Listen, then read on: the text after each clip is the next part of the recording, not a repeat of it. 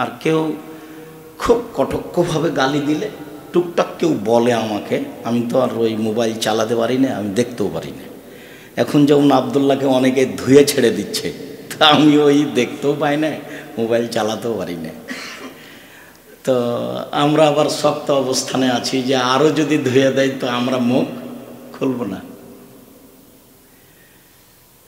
কেননা আমরা আমাদের কাজ নিজেরা চিন্তা ভাবনা করে করি না। যেটা আল্লাহ আমাদের কাছে নিচ্ছে সেটা আমরা করছি। আমাদের কোনো কাজ বৈঠক করে নয়, পরিকল্পনা করে নয়। আবদুল্লাহর কোনো কাজ পরামর্শ বৈঠক করে নয়, যখন যেটা যেভাবে আসছে ভালো মনে করা হচ্ছে যেটা, সেটা গ্রহণ করা হচ্ছে। এরপরে যার যা মনে হবে সে তেমন করে ধুয়ে নেবে, তাতে আমাদের কাছে কিছু আসে যায় না। চেষ্টা করি মানুষের কথার উত্তর না দেওয়া, কেননা আমি যদি উত্তর দিতে, আমি মানুষ, ছোট হয়ে যাবে, উত্তর তো ওও দিতে পারে, ও পারে না তো ওই দেখ। সিলেট সুনামগঞ্জের ওসি আমাকে বলছে যে সিগনেচার করেন, মামলা আমি চালাবো। আমি তো মামলা করব না, তো সিগনেচার করব কেন? আমি যদি মামলা সিগনেচার করি তাহলে আমি মামলা চালাচ্ছি, আমি একজন মানুষ, আমি আর কি তার ক্ষতি করব? তা আমার মামলাটা উপরওয়ালা চালালে হয় না? তো ওই চালাই, তাহলে ও তার মতো মামলা চালাবে, কখন কি করা লাগে সেটা দেখবে। আমি আমার মতো দেখলে তো আমি মানুষ, ভালোর চেয়ে মন্দ হবে বেশি। তা আমার মতো না করে তার মতো করতে বলি, তাহলে সহজ হবে। আল্লাহ রহম করো। রাসূল সাল্লাল্লাহু আলাইহি সাল্লাম বলছেন 7 শ্রেণীর মানুষ বিশেষ ছায়াতলে থাকবে। সেই দিন আল্লাহর ছায়া ছাড়া কোনো ছায়া থাকবে না। সেই দিন সূর্য মাথার 1 মাইল উপরে থাকবে, এটা বুখারী মুসলিমের হাদিস। আর আধাত উপরে থাকবে, এটা আমাদের শোনা কথা, এইখান থেকে কথা এসেছে যেগুলো এতক্ষণ পর্যন্ত শোনালাম। আমরাও বক্তব্য শুনেছি এরকম। তাতে আব্দুল কাদের জিলানীকে নিয়ে আমি খুব অবাক শুনেছি। বগুড়া নগর মাদ্রাসায় একজন বক্তব্য দিচ্ছেন এক মাওলানা, তো উনি বলছেন যে আব্দুল কাদের জিলানীর বাড়িতে ভিক্ষুক ভিক্ষা করতে এসেছে। তো আব্দুল কাদের জিলানীর মা ভিক্ষা দিতে গেছে। তা আব্দুল কাদের জিলানীর মাকে দেখে ভিক্ষুক আকৃষ্ট হয়েছে, তার মার সাথে অন্যায় করবে। তো এইটা আব্দুল কাদের জিলানী পেটে জানতে পেরেছে, পেট থেকে তখনও বাঘের আকৃতিতে বের হয়ে ফকিরকে হত্যা করেছে। এটা ওনার বক্তব্য জনগণের সামনে, আলেম মাদ্রাসায়। তাহলে ছাত্রছাত্রী আছে, শিক্ষক শিক্ষিকা আছে, অনেক আছে, এলাকাবাসী আছে বগুড়ার নগর মাদ্রাসায়। আজকে তার কাছাকাছি যাব ইনশাআল্লাহ। তো বক্তব্য দিলেন। তো আমি আবার একদিন পরে যাচ্ছি, যে গিয়ে বলছে, আচ্ছা কেউ যদি ওখানে লাফ দিয়ে দাঁড়িয়ে বলতো পেটের মধ্যে থেকে তো বাঘের আকৃতিতে বের হলেন, তো ঢুকলেন কিভাবে?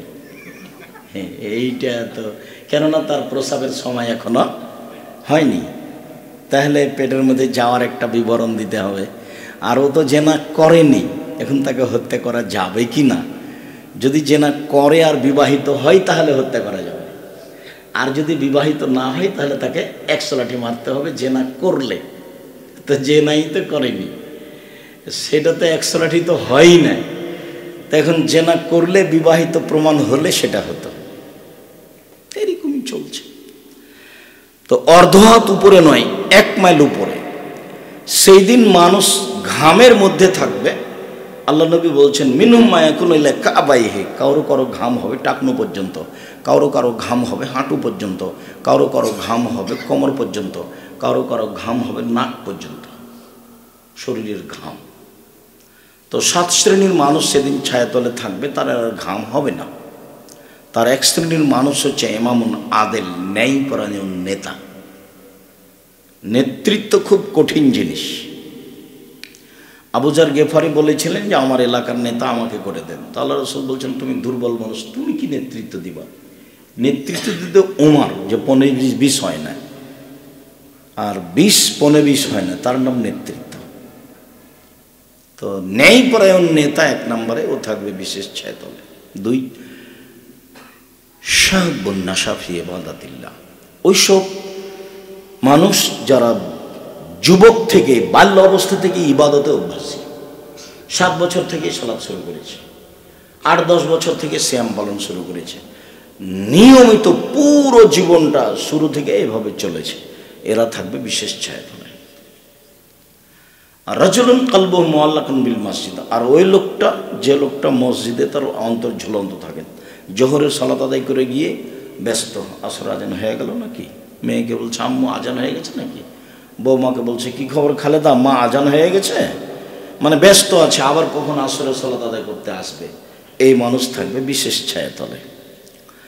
আর ওরা দুই শ্রেণীর মানুষ, যারা আল্লাহর জন্য ভালোবাসা গড়েছিল, কারো কাছে কোনো খারাপ দেখার পরে ভালোবাসা ভেঙে দিয়েছে, যে না তোমার সাথে আমি থাকবো না, তোমার এই চালচলন, তোমার এই কথাবার্তা, তো এ থাকবে বিশেষ ছায়াতলে। আর রাজুলুন যাকারাল্লাহ খালিয়ান ফাফাজাতাইনাহু, এই শব্দটা হলে, বাক্যটা হল তরজমাতুল বাব, আলোচনার সাথে সম্পৃক্ত।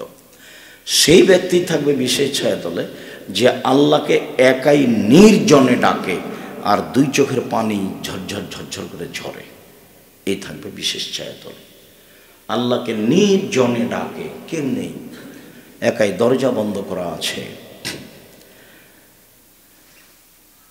চোখের পানি আসে, আল্লাহর ভয়ে কত পাপ করলাম জীবনে, আসলে তো পাপ করতে চাইনি, এটা ঘটে গেল, আমি বড় অপরাধী, তুমি বড় দয়াবান, তুমি বড় ক্ষমাবান, তুমি আমার প্রতি একটু দয়া করো, আমাকে ক্ষমা করো। এভাবে বলতে বলতে যখন চোখের পানি ঝরতে থাকে, তখন আল্লাহ তাকে দেখেন যে হ্যাঁ আসলেই ক্ষমা চাচ্ছে, এই থাকবে বিশেষ ছায়াতলে। রাসূল সাল্লাল্লাহু আলাইহি সাল্লাম তারপরে বললেন, সেই লোকও থাকবে যাকে মহিলা মানুষ জেনার দাওয়াত দেয়, তখনও বলে ইন্নী আখাফুল্লাহ, আমি আল্লাহকে ভয় করি, আমি আল্লাহকে ভয় করি। জেনার কথা কোনো মহিলা বললে উত্তরে কি বলে, আমি আল্লাহকে ভয় করি, এও থাকবে বিশেষ ছায়াতলে। আর রাজুলুন তাসাদ্দাকা বিসাদাকাতিন ফাআখফাহা, গোপনে যে দান করে, সেও বিশেষ ছায়াতলে থাকবে। আমি এই আলোচনা পূর্ণ করব আপনাদের সাথে, আজকের আলোচনার একটা অংশ এইটা। আপনাদের মসজিদ করেছেন, শত প্রথম চেষ্টা করে করলাম, কিন্তু আল্লাহ করেছেন, আপনি করেছেন নিজে মানুষ হিসাবে। নিজে চেষ্টা করে মানুষ করে এ কথা ঠিক, তবে নিজে চেষ্টা করে সব কিছু করতে পারে তা নয়। যদি তাই হতো, আমি আব্দুর রাজ্জাক বিন ইউসুফ জামিয়া সালাফিয়া পরিচালনা করার মতো ক্ষমতা আমার হতো না। আমার বাপের অর্থ সম্পদ দিয়ে আমি একদিন জামিয়া সালাফের খরচ বহন করতে পারবো না। একদিন জামিয়া সালাফে 32 লাখ টাকা মাসে বেতন লাগে, মাসে এক মাসে কত টাকা লাগে, 32 লাখ টাকা। আর রামাজান মাসে লাগে 48 লাখ টাকা, কুরবানিতে লাগে 48 লক্ষ টাকা, এবার জানুয়ারিতে আরো বাড়বে। আর জমি জায়গা কেনা তো আছে, বাড়িঘর তৈরি করা তো আছে। তাহলে আমরা এই মাঠে আছি, মানুষকে বলছি, মধ্যম হয়ে কাজটা হয়ে যাচ্ছে, এই যা। তো শত প্রকুলতার মাঝে মধ্য দিয়ে মসজিদ তৈরি করে ফেলেছেন, সালাত আদায় করতে পারছেন, বাকি কাজ করতে পারবে না, লেগে থাকলেই হবে ইনশাল্লাহ। লেগে থাকার পিছনে ওই কথাটা মনে রাখবেন যে আল্লাহ রাসূলও পয়সার মুখামুখি ছিলেন, পয়সা ছাড়া কারো চলেনি। নবী রাসূল কারো চলে না পয়সা ছাড়া, তা আল্লাহ রাসূলও চলেনি। উনি চাইলে আল্লাহকে বলে দিতেন যে ঠিক আছে ওহুদ পাহাড় আমি স্বর্ণ করে দিলাম, বিক্রি করো খাও, কিন্তু এভাবে আল্লাহ রাসূল যাননি। সময়ে বিপদে যখন পড়েছেন তখন মানুষকে বলেছেন যে তোমরা দান করো। সময়ে বললেন যে মসজিদে নববীর সামনে একটা ইদারা আছে, কিনে দিতে হবে, যে কিনবে সে জান্নাত পাবে, তো মুসল্লিদের একটু পানির প্রয়োজন, কে দিবে? তো উসমান বলছে ঠিক আছে আমি দিলাম। তা আল্লাহ রাসূলের তো প্রয়োজন, সেটা তো বললেন উনি। তো বললেন যে মসজিদের জমিটা কিনে দিতে হবে, মসজিদে বানাতে হবে, কে কিনে দিবে? তো উসমান বললেন ঠিক আছে আমি কিনে দিলাম। যে তাবুকের যুদ্ধে যেতে হবে, কে কি দিবা, অনেক পথ, 700-800 কিলোমিটার পথ। তো উমার বলছেন আচ্ছা ঠিক আছে, অর্ধ সম্পদ অর্ধেক দিলাম। তো উনি ভাবলেন যে অনেক দিয়েছি। তো আবু বকর সিদ্দিক আপনাকে আর আল্লাহকে বাড়িতে রেখে যা আছে সবই দিলেন, কিভাবে চলবো আল্লাহ ভালো জানে। দিন মজুর উনি হলেন দিন মজুর, পরোয়া নাই, ভ্যান ভাড়া হবে না। কিন্তু বাড়িতে যা ছিল ধরে নেন 10-15 টাকা ছিল, তো 10-15 টাকা দিয়ে দিলে কাল কি হবে? তো উনি তো দিন মজুর, কাল সকালে বের হবেন কাজে, বিকালে যেটা ইনকাম করবেন সেটা নিয়ে পরিবার নিয়ে খাবে।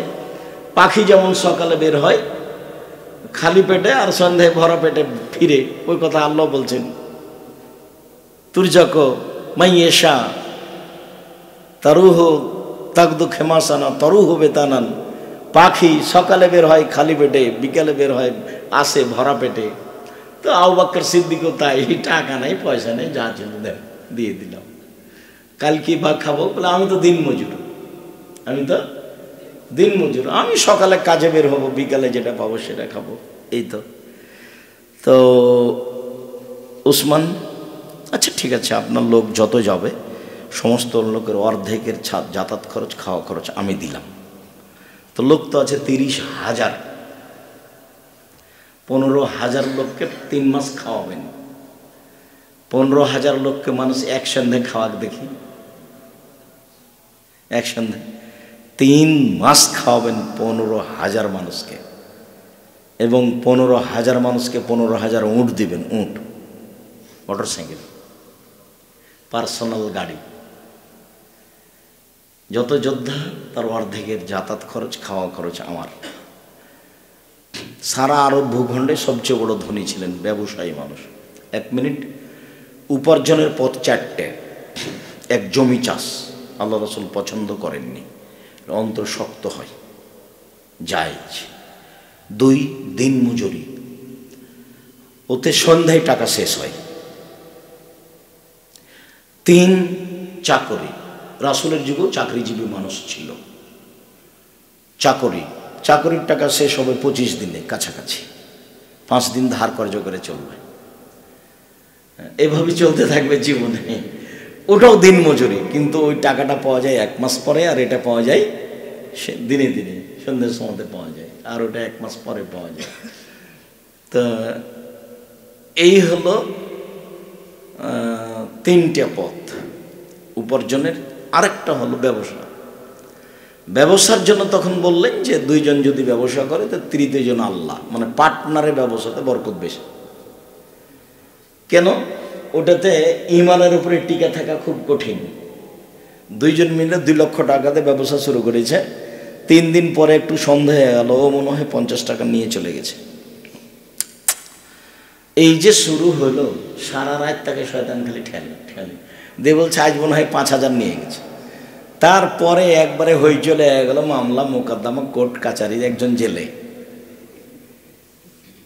তো পার্টনারের ব্যবসা ভালো, যেমনই একজন 50 টাকা সরাবে তখন আল্লাহ বলবেন যে তোমরা থাকো আমি গেলাম। যখন আল্লাহ বলবেন যে তোমরা থাকো আমি গেলাম, তখন এটা কি হয়ে যাবে? ভেঙে যাবে, গন্ডগোল লেগে যাবে। তো ইমানের সাথে টিকে থেকে যদি একাধিক জন মিলে ব্যবসা করে তাহলে বরকত বেশি হবে। টিকা থাকা খুব কঠিন, তখন আর একজন ব্যবসায়ী থাকেন সাথে, কে? আল্লাহ। ওই জন্য তাদের বরকত বেশি থাকে, কিন্তু টিকা খুব কঠিন, টিকে থাকা খুব কঠিন। আর এমনি ব্যবসায়ী যখন, তখন আল্লাহ রাসূল বলছেন আত্তাজিরা সাদিকা কুন ইয়াউমাল কিয়ামা মার সিদ্দিক ওয়া শুহাদা আল আমবিয়া। যারা সত্যবাদী ব্যবসায়ী তারা নবীগণের সাথে থাকবেন বিচারের মাঠে। কোথায় চলে গেলেন? এটা উপার্জনের পথ। আবার বলছেন তেজারত মাল কিদবাল হালাফ, ব্যবসাতে অনেক সময় সত্য মিথ্যে কথা চলে আসে, কসম চলে আসে, ইচ্ছে অনিচ্ছায় কসম চলে আসে, মিথ্যে কথা চলে আসে। ফাশুবহবি সাদকা, দান করে এটা পূর্ণ করে দাও, দান করো এটা কেটে যাবে, দান করো এটা কেটে যাবে। এটা আল্লাহ রাসূলের মুখের কথা। তাহলে উপার্জনের জন্য কোনটাকে পছন্দ করলেন? ব্যবসাকে। আর ওই যুগের সবচেয়ে বড় ব্যবসায়ী ছিলেন উসমান রাদিয়াল্লাহু তাআলা। যখন উনি খালিফা হন তখন সৌদি আরবে সবার চেয়ে উঁট ছিল তার বেশি, সবচেয়ে বড় ব্যবসায়ী ছিলেন। যার জন্য যারা ব্যবসা করে আমি তাদেরকে বলি যে আপনারা ঘুমের ঘরে ব্যবসা করবেন। ঘুমে টাকা গুনছেন, ঘুম না, আরে টাকা কোথায়? মানে এত ব্যবসায়ের প্রতি আগ্রহী হবেন যে ঘুমের ঘরে কি করবেন? ব্যবসা করবেন। তাহলে মনে করবেন যে আমি কাজ করছি। আমি অবশ্য আমি যেটা করি সেটাতে আমি চেষ্টা করি আমারটা। যখন আরো 5 জনের সাথে ঘাস কাটতে যেতাম, আমার আব্বার গরু ছিল মাঠে, যে আমাদের জমিতে, তখন আমার মাথায় থাকতো সবচেয়ে ঘাস আমাকে বেশি কাটতে হবে। যখন নদীতে সাঁতার দিতে যেতাম তো আমার ভাবতাম যে সবার আগে আমাকে যেতে হবে। যখন পড়াশোনা করতাম তখন আমার রেজাল্ট আমাকে প্রথম হতে হবে। তো বক্তব্যের কথাটা রেখে দিলাম যে প্রতিষ্ঠানে সবসময় মাথায় এটা কাজ করে, প্রতিষ্ঠান একটা গড়ব ইনশাআল্লাহ এ দেশের মাটিতে, যেটা সবচেয়ে বড়, সবচেয়ে উন্নত মানের ব্যতিক্রম প্রতিষ্ঠান হবে, যেখানে ছেলে মেয়ে বাংলা, ইংরেজি, আরবি উন্নত মানের শিক্ষা অর্জন করে জাতির অন্যায়ের বিরুদ্ধে লড়বে, মুখে কলমে মিডিয়ায় লড়বে ইনশাআল্লাহ। এটাই স্বাদ, এর পিছনে অন্য কোনো স্বাদ নেই। আমি নিজে কিছু করিও না, আর এক ভাষায় আমি দেউলিয়া, আমি এভাবেই চলছি। সম্মানিত দিনী ভাই বোন, রাসূল সাল্লাল্লাহু আলাইহি সাল্লাম এখানে যা বললেন তাতে সপ্তম স্তরে গিয়ে বললেন যে যারা দান করে, ডান হাতে দান করে, বাম হাত বুঝতে পারে না, মানে গোপনে করে। মানে হলো এই যে কাজ কি করতে চাচ্ছেন, যারা সভাপতি সেক্রেটারি আছে তারকে আপনার টাকা পয়সা হিসাব করে 10,000, 50,000, 1,00,000, 20,000, 5,000 যেটা সহজ, সেটা আগামীকাল বা 2 দিন পরে বা 1 দিন পরে দিয়ে যাবেন, কাজ করেন। আমি তো আপনাকে বলতে পারছি না যে কে দিবেন 5,000 টাকা, মারহাবা 5 হাবা, এটা তো বলতে পারছি না। কাজ আপনারা জিম্মেদারি নিয়েছেন, করেন। কাজে লাগলেই ব্যবস্থা হয়ে যাবে। লাগতেই হবে আগামীকাল থেকে, এটা আমার পক্ষ থেকে জোরালো দাবি, পরামর্শ। সেটা যেভাবে সম্ভব, যদি মনে করেন যে আমি 500 দিয়ে, কেউ 5,000 দিয়ে, কেউ 50,000 দিয়ে লাগতে হবে, ঠিক আছে করেন। 5 জনের টাকা এক জায়গাতে জমা হলে বড় হয়ে যাবে। জামিয়া সালাফে 32 লাখ টাকা মাসে বেতন লাগে, তার মানে কেউ ব্যক্তিগত দেয় নাকি? জামিয়া সালাফে কোনো বিত্তশালী দিয়ে চলে না। জামিয়া সালাফে কোনো বৈদেশিক টাকা দিয়ে চলে না। বৈদেশিক কোনো লোকের সাথে আমার কোনো যোগাযোগ নেই। জামিয়া সালাফে এদেশের কোনো সংস্থা দিয়ে চলে না। জামিয়া সালাফের সরকারি অনুদানে চলে না। জামিয়া সালাফের রসিদ বই বাহিরে ব্যবহার হয় না। জামিয়া সালাফের রসিদ নিয়ে কোনো শিক্ষক বাহিরে আদায় করতে যেতে পারবে না। গাড়ি থামিয়ে টাকা আদায় করে তো বহু দূরের কথা। কোনো শিক্ষক যদি জামিয়া সালাফের রসিদ নিয়ে বাহিরে আদায় করে তাহলে তার জরিমানা হবে না। তাকে তো আমি আদায়ের কথা বলিনি। 25 তারিখ থেকে নিয়ে 30 তারিখের মধ্যে বেতন নেবে।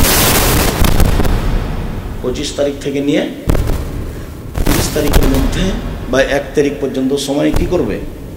বেতন নেবে। বাস, তার কথা শেষ। তিনি আহাল পরিবার নিয়ে তার মতো সংসার চালাবেন। তাকে এই নিয়ে চিন্তা ভাবনা করতে হবে না। তা আলহামদুলিল্লাহ চলছে, ভালোই দেখি। আপনাকে এই পদক্ষেপ নিতেই হবে। এখানে আপনাকে আমি 2-1টা হাদিস বলি, তারপর সামনে আরো 2-1টা হাদিস বলে আলোচনা শেষ করতে যাব। রাসূল সাল্লাল্লাহু আলাইহি সাল্লাম বললেন না, সাদকাত বুরহান, দান হলো দলিল। এই কথাটাই থাকবে আমার মূল কথা এই অংশের আলোচনায়। রাসূল সাল্লাল্লাহু আলাইহি সাল্লাম বললেন, ইন্না সাদকাত তুদখিলুল খাতিয়াতা কামা তুদখিলুন নার। নিশ্চয় দান মানুষের পাপকে মিটিয়ে দেয়, পানি যেমন আগুনকে নিভিয়ে দেয়। রাসূল সাল্লাল্লাহু আলাইহি সাল্লাম বলেন, ইন্না সাদকাতা তুতফি হারাল কুবুরে। নিশ্চয় দান কবরের শাস্তিকে বন্ধ করে দেয়। রাসূল সাল্লাল্লাহু আলাইহি সাল্লাম বলেন, ইন্না সাদকাতা সিররে তুতফি গাযাবার রাব্বে। আমার প্রতি আল্লাহ অসন্তুষ্ট আমার পাপের কারণে। আমি যখন গোপনে দান করলাম তখন আল্লাহর রাগটা কেটে গেছে।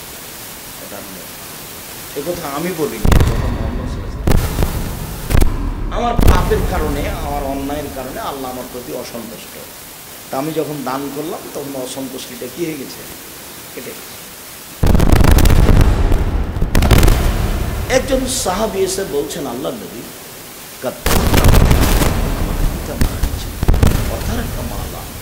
টাকা পয়সা সম্পদ ছেড়ে গেছে, তুমি উপদেশ দিয়ে যান, কি করব এরকম কিছু বলে যান।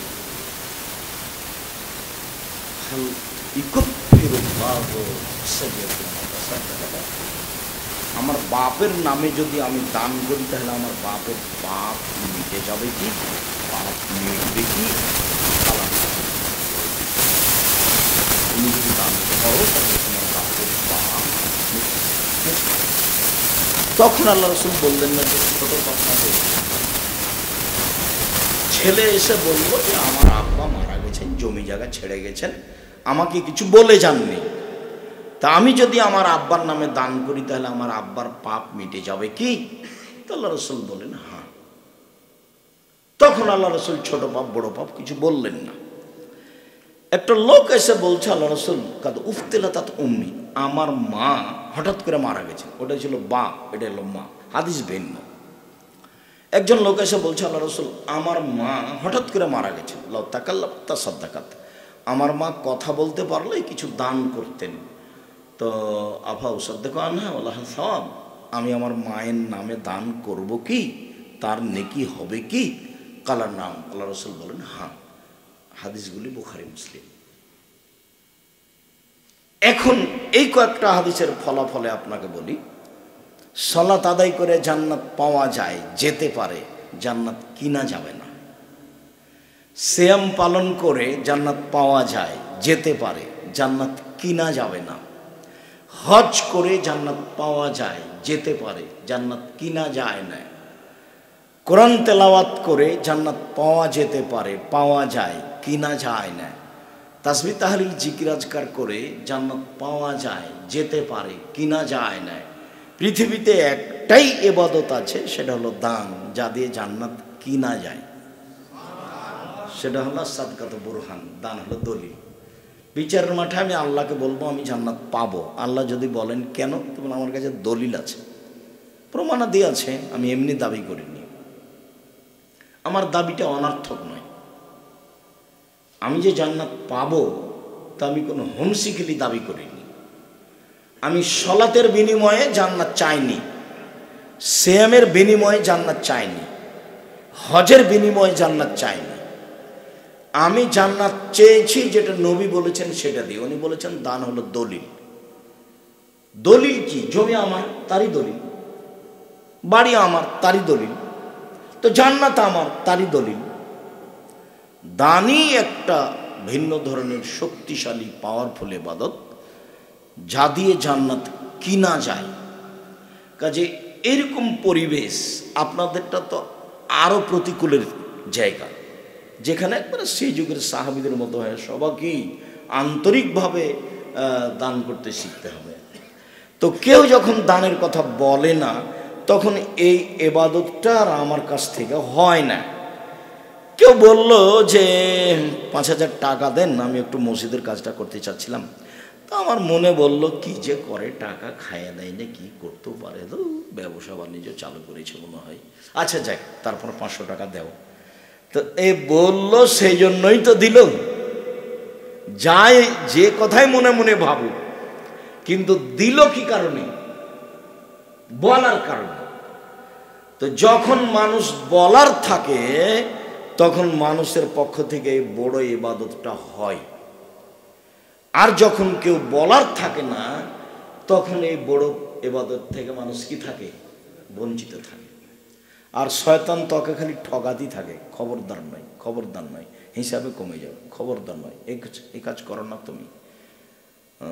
দিয়ে আবার মনে মনে বলে এত টাকা দিতে চাইলাম, ভুলই হলো, এত টাকা দিতে চাইলাম, ভুলই হলো, টাকাটা সংগ্রহ করা লাগবে। আবার বলবে না দিয়ে ঠিকই করেছি, না দিয়ে ঠিকই করেছি। এগুলো কে বলে বলেন তো দেখি? ওই হলো শয়তান। এই দেখুন ফাকরা। আল্লাহ বলছেন ও তোমার খালি দারিদ্রতার অদা দেয়, দারিদ্রতার অদা দেয়, দারিদ্রতার অদা দেয়। ওরও একটা বিপদ, ও আল্লাহর সামনে যে কথা বলেছে দানের কারণে সে কথা টিকে না। দান থেকে যদিও মানুষকে ঠেকাতে পারে তাহলে তার কথাটা টিকবে। যখন আল্লাহ তাকে বললেন তুই সরে যা, তখন ও বলল যে ঠিক আছে সরে যাব, আমাকে একটা সময় দিতে হবে কিয়ামত পর্যন্ত বেঁচে থাকার। বলে আচ্ছা ঠিক আছে একটা সময় দিলাম, কিয়ামত নয় একটা সময় দিলাম, যেমন আল্লাহ বলেছেন একটা সময় দিলাম। তখনও বলছে রব্বি, দেখেন বলার ঢং কেমন, রব্বি আমার প্রতিপালক, তোমার সম্মানের কসম, তোমার ইজ্জতের কসম, লাউব্বে আল ইনসান, মানুষকে আমি ভুল পথে নিয়ে যাব, মা দামাত আর ওহুম পিয়াসা দেহিম, ওর দেহে যতদিন শ্বাস থাকবে আমি তাকে ভুল পথে নিয়ে যাব যাব যাব। আমার প্রতি জোরালো ওয়াদাবদ্ধ, আমি তাতে ওয়াদা করছি। কিভাবে ও জান্নাতে যায় আর আমি কিভাবে জাহান্নামে যাই তাকে দেখে ছেড়ে দেব। মানে ও জিদের উপরে আছে, ও খুব চরম জিদের উপরে আছে। আমি কিভাবে জান্নাতে যাই সেটাও দেখে ছেড়ে দিবে। ওটা কে? শয়তান। এটা আল্লাহর সামনে বলছে। তখন যদি আল্লাহ বলতেন যে আমি তাকে নিজ হাতে সৃষ্টি করেছি, তুই তাকে জাহান্নামে নিয়ে যাবি না, আমি জান্নাতে দেব, এটা বললে হতো। তিনি বলছেন দেখ আমার সম্মানের কসম, আমার নিজের, আল্লাহ বলছেন আমার সম্মানের কসম, আমার ইজ্জতের কসম, আমার মর্যাদার কসম, আদম সন্তান যতবার আমাকে বলবে ভুল হয়েছে ততবার আমি বলবো ঠিক আছে মাফ করলাম, ঠিক আছে মাফ করলাম, ঠিক আছে মাফ করলাম। তো ঠিক আছে তোরটা তুই কর, আমারটা আমি করব। তবে আপনি একটা কথা মনে রাখবেন, আল্লাহটা সবসময় আগে আর আমারটা পরে। একদিন আল্লাহ রসুলের সাথে মুআয ইবনে জাবাল আছেন গাধার ওপরে। তো গাধার উপরে পিছনে বসে থাকলে কত দূরে হতে পারে? একবারই সামান্য। অনেক সময় মোটর সাইকেলে তো একটু ফাঁকা রাখা যায়, ওদের তাও রাখা যাবে না, কিন্তু একবারই গাধা ছোট প্রাণী। মিশরে গিয়ে দেখলাম এভাবে চলছে, ছোট প্রাণী। তো আল্লাহ রসুল বলছেন মুআয, তো মুআয বলছেন লাব্বাইক সাদেক, জি আমি প্রস্তুত, জি আমি প্রস্তুত। তো আল্লাহ রসুল বলছেন মুআয লাব্বাইক সাদেক, জি আমি প্রস্তুত। মুআয জি লাব্বাইক সাদেক, আমি প্রস্তুত। আচ্ছা কথা বললি তো হয়, পাশেই তো আছে, তো এত কেন মানে ওকে প্রস্তুত করছেন? যার কারণে আমি যখন বক্তব্য দিই, কেউ যখন হাঁটে কথা বলে তখন ওটা আমি গ্রহণ করতে পারি না। আল্লাহ রসুল একটা কথা বলবেন সেজন্য তাকে রেডি করছে। প্রস্তুত তো, প্রস্তুত তো, প্রস্তুত তো, হ্যাঁ প্রস্তুত, হ্যাঁ প্রস্তুত। আচ্ছা বলতে পারো মুআয আল্লাহ আমাদের কাছে কি পায় আর আমরা তার কাছে কি পাই? এই হলো জিজ্ঞাসা। আমাদের একটা পাওনা আছে আল্লাহর কাছে, তাকে দিতে হবে, আর তার একটা পাওনা আমাদের কাছে আছে, সেটা আমাদের দিতে হবে। তাহলে আমি বলতে পারছি না, আল্লাহ এবং আল্লাহ রসুল ভালো জানেন। তখন আল্লাহ রসুল বলছেন দেখো আমাদের পাওনা হলো উনি আমাদের শাস্তি দিতে পাবেন না, আমাদেরটা দিয়ে দিতে হবে। ওর কাছে এটা পাই, উনি আমাদেরকে শাস্তি দিতে পাবেন না। আর তার পাওনা হলো আমরা শিরক করতে পারবো না, ওরটা দিতে হবে, তাহলে উনি খুশি, আমারটা দিলে আমরা খুশি। তো ওরটা আগে দিতে হবে না আমাদেরটা আগে দিতে হবে? তারটা আগে দিতে হবে। যার জন্য আরবের লোকেরা মনে করছেন যে পাপ যাই হোক শিরক না করলে হলো। বিড়াল দহের মাজার আমরা মানি না, ওরা মজবুত কো এদিক দিয়ে জায়গা যদি কোথাও উঁচা দেখে তো লাথি দিয়ে সমান করে দিবে, বলি কবর না কি রে। সরিষা সমান তাদের ভালোবাসা নেই। তাওহীদ দিয়ে জান্নাত কিনবে, পাপ কি হয়েছে তাদের পরোয়া করে না। কি দিয়ে জান্নাত কিনবে? তাওহীদ দিয়ে। উনি বলছেন মুআয বলতে পারো আমরা কি পাই তার কাছে, তারা কি পায় আমার কাছে, তিনি কি পান আমাদের কাছে? বলে আমরা বলতে পারছি না, আল্লাহ রাসূল ভালো জানেন। আরে শোনো, আল্লাহ আমাদের কাছে পাই, শিরক করব না, তাহলে তারটা কি করলাম? দিয়ে দিলাম। শিরক না করলেই তার হক কি করলাম? পূর্ণ করে দিলাম। এখন ওনাকে দিতেই হবে আমাদেরটা। জান মান মাতালাই শিরক বিল্লাহ দাখালাল জান্নাত। কে যদি মরে যায় শিরক না করে জান্নাতে চলে গেছে, হাদিস বুখারী মুসলিম। কে যদি মরে যায় শিরক না করে জান্নাতে চলে গেছে, সব হাদিসের সারমর্ম হলো এই। তো মালিক কথার মধ্যে কথা আসলো, আবু যার গেফারি বলছেন যে আমি একদিন আল্লাহ রাসূলের কাছে গেলাম, সময় হলে আমাকে জানাবেন, 7টা বাজলেই আমি কথা শেষ করব। তো রাসূল সাল্লাল্লাহু আলাইহি সাল্লাম আবু যার গেফারি বলছেন যে আমি আল্লাহ রাসূলের কাছে গেলাম, দেখি তিনি ঘুমিয়ে, তা আমি চলে আসলাম। একটু পরে আবার যাচ্ছে, তিনি দেখছেন জেগে গেছে। তো আমাকে দেখে বলছেন, মা আবু যার গেফারি শোনো, যে লা ইলাহা ইল্লাল্লাহ বলবে সে জান্নাতে চলে গেছে। যেমন বলেছেন যে লা ইলাহা ইল্লাল্লাহ বলবে তো জান্নাতে চলে গেছে, আমি চট করে বলে বসেছি, জেনা করলেও যাবে, চুরি করলেও যাবে। তখন আল্লাহ রাসূল বলছেন, জেনা করলেও যাবে, চুরি করলেও যাবে। আবার বলছেন, জেনা করলেও যাবে, চুরি করলেও যাবে। বলছে জেনা করলেও যাবে, চুরি করলেও যাবে। আবার বলছেন। তখন আল্লাহ রাসূল বলছেন, তোমার নাকটা মাটিতে মিশে যাক, আমি বলছি যাবে, তুমি আপত্তি করো কেন? আরেকটা হাদিস আছে এই মর্মে, তো এইখানে কথাটা আপনাকে একটু স্পষ্ট করে দিই, যে জেনা চুরির চেয়ে বড় পাপ হলো মাকে গালি দেওয়া। তো সেটা আসলো না কেন এখানে? জেনা চুরির চেয়ে বড় পাপ হলো শিরক করা, তো সেটা এখানে আসলো না কেন? অনেক সময় জেনা চুরির আগে চলে এসেছে সুদ সিরিয়ালে, তো সেটা এখানে আসলো না কেন? অনেক সময় জেনা চুরির আগেই সিরিয়ালে চলে এসেছে মানুষকে হত্যা করা, সেটা এখানে আসলো না। তো বারবার এই দুটা বলা হচ্ছে কেন? সামাজিক অপমান এই দুটাতে যত, আর কোনো বড় পাপে সামাজিক অপমান তত নয়।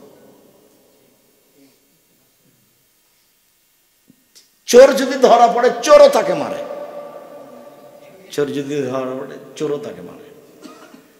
আর জেনার বিষয়টি সমাজে প্রকাশ পাইলে যে জেনা করে সেও তাকে ঘৃণা করে। তো এই সামাজিকভাবে দুটাই খুবই খারাপ, যার জন্য বারবার এই কথা দুটা উঠে নিয়ে আসা হচ্ছে। নাহলে সিরিয়ালে এরা 3, 4, 5-এ আছে। সিরিয়ালে 1 নম্বরে আছে শিরক, 2 নম্বরে আছে বাপ মা, 3 নম্বর আছে মিথ্যা সাক্ষী, 4 নম্বর আছে মানুষকে হত্যা করা, 5 নম্বর আছে সুদ খাওয়া, 6 নম্বরে আছে এতিমের মাল খাওয়া, নম্বরে জেনা এসেছে, 1 নম্বরে সেই বাপ মাকে গালি দেওয়া এসেছে, অমান্য করা। তো সামাজিক এটাতে বেশি ক্ষতি হয়, সেই জন্য উল্লেখ হয়েছে। এবার এই হাদিসেরই পরের অংশ, তাওহীদ দিয়ে জান্নাত কিনবে, সেই কথাটা বলতে গিয়ে কথাটা আসছে। আবু হুরায়রা রাদিয়াল্লাহু তাআলা বলছেন যে একদিন আল্লাহ রাসূল বাগানের দিকে হাঁটছেন, তা আমিও পিছে পিছে হাঁটছি। তো একটু পরে আমাকে বলছেন, কে? জি আমি আবু হুরায়রা। ও আচ্ছা ঠিক আছে, আসো। তো দুজন মিলে যাচ্ছি যাচ্ছি যাচ্ছি, বাগানের অনেক দূর চলে গেলাম। একটু পরে আমাকে বলছেন, আবু হুরায়রা তুমি থাকো, আমি একটু আসছি ওদিক থেকে। আমাকে বসে রেখে চলে গেলেন। তো দেরি হয়ে যাচ্ছে, দেরি হয়েছে, ব্যাপার কি, কোনো কেউ আক্রমণ করলো নাকি? আমি একটু এভাবে তাকাচ্ছি তাকাচ্ছি, কোথায়? ওই যে আল্লাহ রাসূল, ওই যে।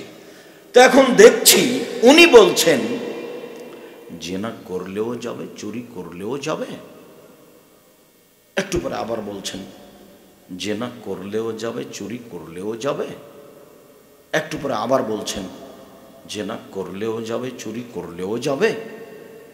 এখন আমার পাশে চলে এসেছে। তখন আমি বলছি, আল্লাহর নবী, আপনি কাকে বলছেন যে জেনা করলেও যাবে, চুরি করলেও যাবে? আমি খুব তাকাচ্ছি, কে রে, কার সাথে কথা বলছে, কই কে, তার কার সাথে কথা বলছে? কাউকে তো দেখি না, কার সাথে উনি কথা বলছেন? আল্লাহ নবী, আপনি কার সাথে কথা বলছিলেন?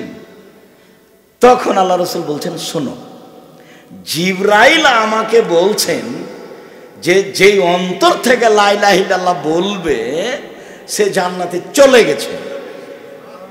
তখন আমি মুহাম্মদ সাল্লাল্লাহু আলাইহি সাল্লাম জিবরাইলের মুখের উপরে বলছি, জেনা করলেও যাবে, চুরি করলেও যাবে।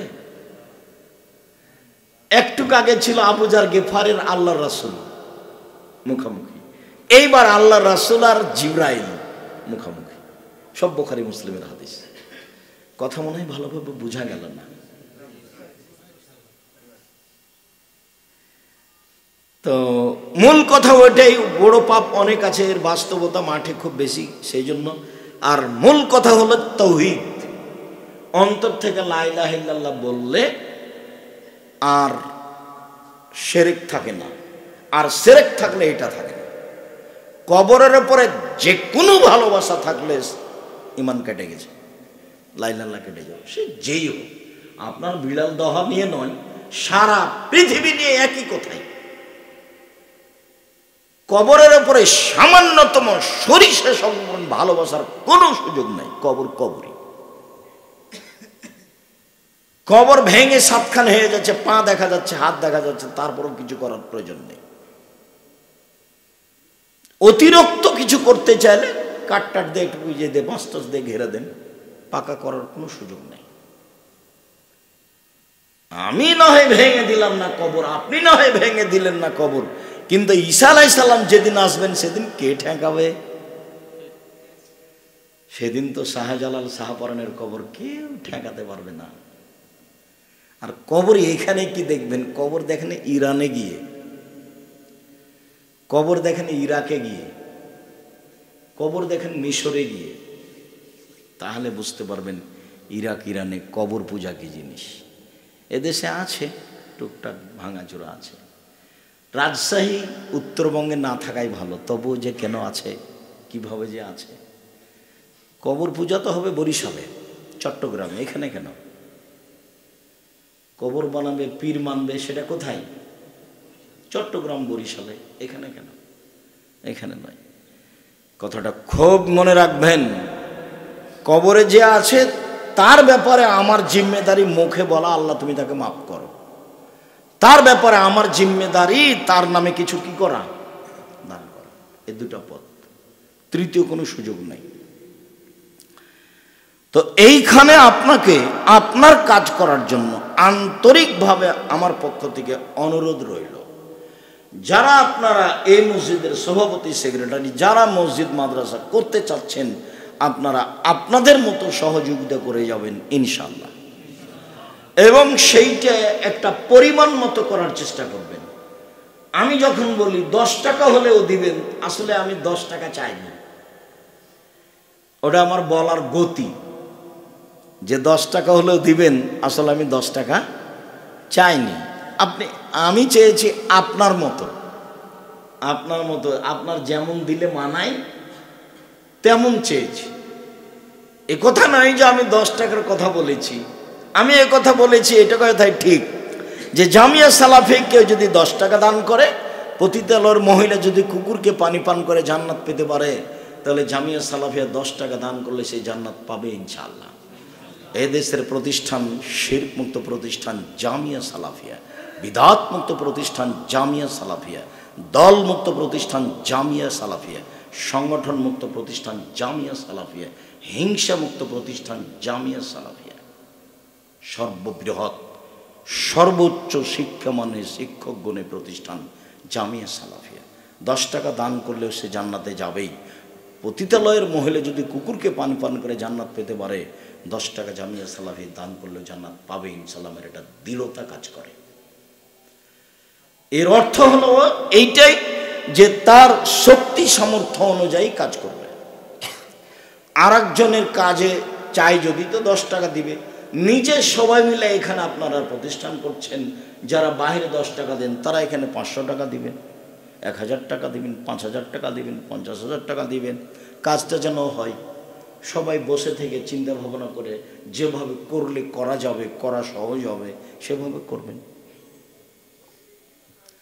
সম্মানিত ভাই, আমি বলছিলাম যে রাসূল সাল্লাল্লাহু আলাইহি সাল্লাম বলেন, 2 শ্রেণীর মানুষ জান্নাতে যাবে। বাকাত মিন খাশিয়াতিল্লাহ, যে আল্লাহর রাস্তায় কাঁদে। হারাসাত ফি সাবিলিল্লাহ, যে আল্লাহর রাস্তায় পাহারা দেয়। এই 2 শ্রেণীর মানুষ জান্নাতে যাবে।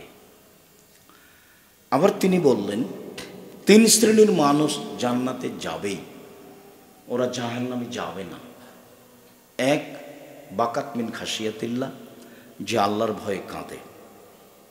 2, হারাসাত ফি সাবিলিল্লাহ, যে আল্লাহ রাস্তায় পাহারা দেয়। 3, গাজাতান মাহারিমিল্লাহ, বেগানা নারীকে দেখে, অপর নারীকে দেখে চক্ষু নিচু করে যে, সে জান্নাতে যাবে। এটা খুব কঠিন। ফলাফল জান্নাত, তার মানে এটা সহজ নয়। ফলাফল জান্নাত, তার মানে এটা সহজ নয়। এখন তো খুবই কঠিন। এখন তো মোবাইলে ল্যাংটা মেয়ে দেখা যায়, এখন তো বাড়িতে টিভি আছে, দেখা যায়। তো এইভাবে কি আর বেঁচে থাকা সহজ? যে না, কঠিন। আল্লাহ রসুল বললেন যে ইমানের উপরে থাকা হলো আগুনের উপরে থাকা। তো মানুষ কি আগুনের উপরে দাঁড়িয়ে থাকতে পারবে? তার মানে কি, ইমানের উপরে থাকা খুবই কঠিন। খুব ত্যাগ, তিতিক্ষা, চেষ্টা, হিসাব নিকাশ করে ইমানের উপরে থাকা যায়। ইমান যত বেশি পাপ তত কম। ইমান যত কম পাপ তত বেশি। তাহাজ্জুদ পড়ছে তবুও পাপ হবে, হজ করছে তবুও পাপ হবে, উমরা করছে তবুও পাপ হবে। কেন? ইমান কম। বোরখা পড়ছে তবুও পাপ হবে, উমরা করছে তবুও পাপ হবে। কেন? ইমান কম। ইমান যত বেশি পাপ তত কম, ইমান যত কম পাপ তত বেশি। এটা মুখামুখি। আপনি আমিও অবাক যে লোকটা তো ভালো, আমরা তো জানি 5 ওয়াক্ত সালাতে আগেই তো মসজিদে যাই, আর শ্যাম পালনের সময় রমজান মাসে কত আজান দেয়, কত বেশ ভালো পরহেজগার মানুষ, দাড়িও আছে, আবার শুনছি যে অন্যায় হয়েছে। তো কেন অন্যায় হতে পারে? কেননা ও মানুষ, তার ভিতরে ইমানের দুর্বলতা আছে, তার ভিতরে ইমানের দুর্বলতা আছে। আবার বললেন যে আল ইমান আল হায়া কারণ জামিয়া, ইমান আর লজ্জা এই সাথে এভাবে লেগে আছে একসাথে। এই যা রফে আহাদম রফে আখার, একটা উঠে গেলে আরেকটা চলে যাবে। তো সাধারণত লজ্জা চলে যায়। পাপ যখন হয় তখন কি চলে যায়? লজ্জা চলে যায়। মানুষ যখন মানুষের বিরোধিতা করে, তাকে জেলে দিতে চায়, তাকে তার প্রতি অন্যায় করতে চায়, তাকে মারতে চায়, গালি দিতে চায়, তখন লজ্জা তার ভিতরে কাজ করে না। সে তখন বলে করব, সে তখন বলে করব। তার মানে তার লজ্জা তার ভিতরে কাজ করে না, সে জানছে যে এটা অন্যায়। আল্লাহ রাসূল বলছেন যে ঈমান আর লজ্জা একসাথে থাকে, একটা উঠে গেলে আর একটা চলে যায় সাথে সাথে। কেউ কাউকে রেখে থাকতে পারবে না, দুইজন কি করবে? একই সাথে থাকবে, আর না হলে একই সাথে যাবে। তো যখন পাপ করতে পারছে তখন তার লজ্জা তার কাছ থেকে কমে গেছে, যার কারণে ঈমান চলে গেছে।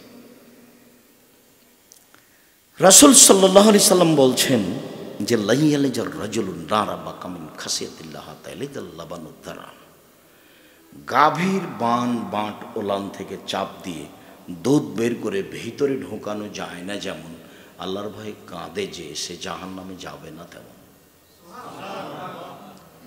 আল্লাহর ভয়ে কাঁদে যে সে জাহান্নামে যাবে না তেমন। এটা যেমন গাভীর বানে পুনরায় দুধ ঢোকানো যেমন অসম্ভব, এই মানুষের জাহান্নামে যাওয়া তেমনি অসম্ভব। কথা তো আল্লাহ রাসূল এভাবেই বললেন।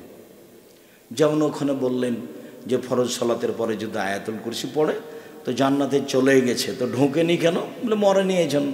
তো এটা খুব শক্ত কথা হলো না? খুব শক্ত কথা হলো, মরলেই জান্নাতে যাবে। তো এটা কাঁদলেই সে জান্নাতে যাবে, ওর জাহান্নামে যাওয়াটা তেমনই অসম্ভব। গাভীর বাঁট থেকে দুধ বের করে ভেতরে ঢোকানো যেমন অসম্ভব, মানে যাবে। রাসূল সাল্লাল্লাহু আলাইহি সাল্লাম বলছেন লাইসা শাইউন আহাব্বা ইলাল্লাহি মিন কাতরাতাইনি ওয়া সানাইনি, দুইটি বিন্দু ফোঁটা আল্লাহর কাছে যত প্রিয়, দুইটি দাগ চিহ্ন আল্লাহর কাছে যত প্রিয়, পৃথিবীর কোনো কিছু আল্লাহর কাছে তত প্রিয় নয়। এ হাদিসই আজকের আলোচনার শেষ হাদিস। দুইটি দাগ চিহ্ন আল্লাহর কাছে যত প্রিয়, দুইটি বিন্দু ফোঁটা আল্লাহর কাছে যত প্রিয়, কোনো কিছু আল্লাহর কাছে তত প্রিয় নয়। 4টার 1 নাম্বার, কাতরাতু দুমুইন মিন খাশিয়াতিল্লাহ, আল্লাহর ভয়ে এক ফোঁটা চোখের পানি। আল্লাহর ভয়ে এক ফোঁটা চোখের পানি আল্লাহর কাছে যত প্রিয়, হজ ইবাদত আল্লাহর কাছে তত প্রিয় নয়। এক ফোঁটা চোখের পানি আল্লাহর কাছে যত প্রিয়, রাতে তাহাজ্জুদ আল্লাহর কাছে তত প্রিয় নয়। এক ফোঁটা চোখের পানি আল্লাহর কাছে যত প্রিয়, পৃথিবীর কোনো ইবাদত নাই যেটা আল্লাহর কাছে তত প্রিয়। 2, এক ফোঁটা গায়ের রক্ত। 4টার সিরিয়াল, প্রথম যেটা সেটা সহজ, বাকিগুলো সব কঠিন। 2, এক ফোঁটা গায়ের রক্ত, যুদ্ধে নেমে গিয়ে কেটে যাওয়া ফেটে যাওয়ার এক ফোঁটা রক্ত আল্লাহর কাছে যত প্রিয়, পৃথিবীর কোনো কিছু আল্লাহর কাছে তত প্রিয় নয়। 3, যুদ্ধে নেমে গিয়ে কেটে যাওয়া ফেটে যাওয়া দাগ চিহ্ন, এইটা আল্লাহর কাছে যত প্রিয়, পৃথিবীর কোনো কিছু আল্লাহর কাছে তত প্রিয় নয়। 4, ইবাদত করতে করতে কপালের দাগ, হাঁটুর দাগ, টাকনুর দাগ, এই সব দাগগুলি আল্লাহর কাছে যত প্রিয়, পৃথিবীর কোনো কিছু আল্লাহর কাছে তত প্রিয় নয়। সিরিয়াল 1 নম্বরটা সহজ, বাকিগুলো সবটাই কঠিন। 1, এক ফোঁটা চোখের পানি। 2, এক ফোঁটা গায়ের রক্ত। 3, এক ফোঁটা একটু গায়ের দাগ চিহ্ন। 4, ইবাদতের চিহ্ন। কথাগুলো বোঝা গেল না মনে হয়? 4টে মনে থাকবে তো? এই হলো 4টেই কাজ আল্লাহর কাছে সবচেয়ে বেশি প্রিয়। তো 1 নম্বরে যেটা আছে সেটা মানুষের জন্য সহজ। মানুষ রাতে উঠবে, আল্লাহকে বলবে, হাত তুলে দোয়া করবে, কান্নাকাটি করবে। আমি আপনাদেরকে অনুরোধ জানাচ্ছি, শুধু সভাপতি সেক্রেটারি নয়, সদস্য নয়, আপনারা সবাই যারা এই মসজিদে এসেছেন তারা সবাই মসজিদকে ভালোবাসেন, তারা সঠিক আকীদাকে ভালোবাসেন। সেই মর্মে আমাদের সাথে ভালোবাসা, সেই মর্মে আমি আপনাদেরকে বলছি, আজ থেকে রাতে সালাত আদায় করতে উঠেন, অন্তত 2 রাকাত হলেও। আর যদি আশঙ্কা করেন যে আমি রাতে উঠতে পারবো না, তাহলে এশার সালাতের পরে বাসায় গিয়ে একটু কোরআন মাজিদ পড়েন, কিছুক্ষণ পরে 2 রাকাত সালাত আদায় করে ঘুমিয়ে যান। কেননা আল্লাহ রাসূল বলেছেন, এশার পর থেকে নিয়ে ফজর পর্যন্ত, আজান পর্যন্ত এই পুরো সময়টা হলো রাতের সালাতের সময়। আর তিনি বলেছেন, আলাইকুম বিকিয়ামিল লাইল, পৃথিবীর মানুষ তোমরা রাতে সালাত আদায় করো, ফরজ নয়, তোমরা রাতে সালাত আদায় করো। ফাইনহু দাউস সালেহিনা কাবলাকুম, তোমাদের পূর্বে যারা নবী রাসূল সিদ্দিক সহদা পরহেজগার মানুষ ছিল, তাদের ছিল এটা আদাত, অভ্যাস। অতীতের মানুষের রাতে সালাত আদায় করা কি ছিল? অভ্যাস, আদাত। তোমরা এটা গ্রহণ করো। এতে 3টে লাভ আছে। 1, কুরবাতুন লিরাব্বিকুম, আল্লাহকে নিকটে পাওয়া। 2, মাকাফরাতুন সায়াত, কাফরাতুন সায়াত, পাপ মিটে যাবে। 3, মানহাতুন নিসবা, পাপ থেকে দূরে সরে যাবে। এবার পাপ ওদিকে সরবে, তুমি এদিকে সরবে, চালু করো, ধীরে ধীরে পাপ সরে যাবে। 3টে কাজ হবে। 1, আল্লাহকে নিকটে পাওয়া যাবে। 2, পাপ মিটে যাবে। 3, পাপ থেকে সরে যাবেন। রাতে সালাত আদায় করতে শিখেন। সম্মানিত দিনী ভাই বোন, আমি আজকে শুধু এই জন্য এসেছি যে আপনারা এই মসজিদের যে সিদ্ধান্ত নিয়ে যে কাজ করতে চেয়েছেন, মাদ্রাসা মক্তব, সেই ব্যাপারে আপনারা জোরালো পদক্ষেপ নেন। আজকে আমার মুখের উপরে বলতে হবে এই কথা নয়, কাল থেকে আপনারা 50,000 হোক, 5,000 হোক, 10,000 হোক, 20,000 হোক, 2,000 হোক, 500 হোক, অংশগ্রহণ করা থেকেও বাকি থাকবেন না ইনশাআল্লাহ। আপনি আপনার মতো অবশ্যই অংশগ্রহণ করবেন, আল্লাহ আপনাকে কবুল করুক। আমি আব্দুর রাজ্জাক বিন ইউসুফ, আপনার কাছের মানুষ, আমি আন্তরিকভাবে আপনার জন্য দোয়া করি, আল্লাহ আপনাকে নিরাপদে রাখুক, আল্লাহ আপনার অর্থ সম্পদে বরকত দান করুক, আপনার